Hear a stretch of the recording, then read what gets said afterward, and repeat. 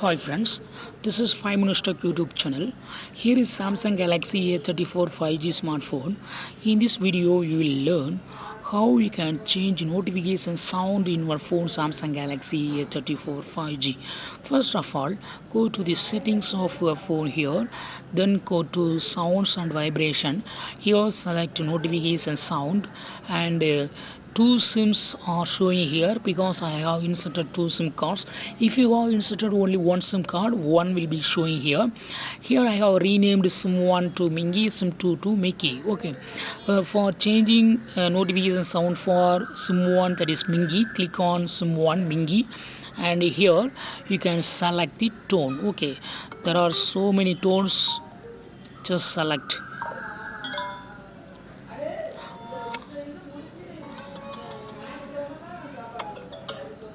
I have selected the sticky. Yes, sticky is now used for Mingy SIM 1. Okay. In a similar way, you can click on other SIM card name and here you can select any tone. Okay. I have selected this one and I go back. So in this way, you can easily change notifications on for SIM cards that you have inserted in your phone. Okay, that's all, friends. Thanks for watching. Bye.